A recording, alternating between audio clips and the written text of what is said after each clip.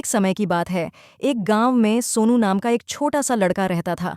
उसे घूमने फिरने का और नई चीजें जानने का बड़ा शौक था।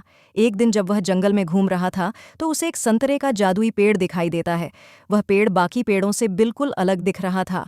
जब सोनू एक संतरे को छकता है तो उसे अपने अंदर भरपूर ऊर्जा महसूस होती है और उसका दिमाग पहले से बहुत तेज हो जाता है। सोनू उस जादुई संतरे का इस्तेमाल अपने खुद के फायदे के लिए करने लगा। उसे हर चीज पहले ही पता चल जाता और हर कठिन से कठिन प्रश्नों को हल कर लेता था। दूर दूर से लोग उसकी इस प्रतिभा को देखने आते थे। जैसे जैसे समय बीतता गया, सोनू की शक्तियां कम होती गईं। पेड़ पर संतरों की चमक भी कम हो रही थी और धीरे धीरे उनकी भी शक्तियां खत्म होने लगी थीं। जल्दी ही सोनू को यह एहसास होता है कि वह अपनी खुद की प्रतिभा को नज़रअंदाज करते हुए जादुई संतरे की शक्ति पर बहुत ज़्यादा निर्भर हो गया है। सोनू को अपनी गलतियों का एहसास होता है और वह जादुई संतरे के पेड़ के पास वापस जाता है। वह अपने लालची स्वभाव के लिए माफ़ी मांगता है और वादा करता है कि अपनी काबिलियत का उपयोग वह अच्छे कामों के लिए करेगा।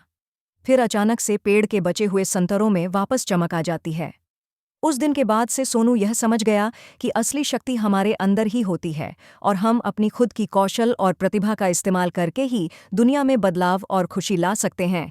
हमें सफलता प्राप्त करने के लिए किसी जादू या शक्ति के बाहरी स्रोतों पर निर्भर नहीं रहना चाहिए, बल्कि हमें अपनी क्षमताओं को बढ़ाने पर ध्यान देना चाहिए और उनका उपयोग करके दुनिया में सकारात्मक बदलाव लाना चाहिए।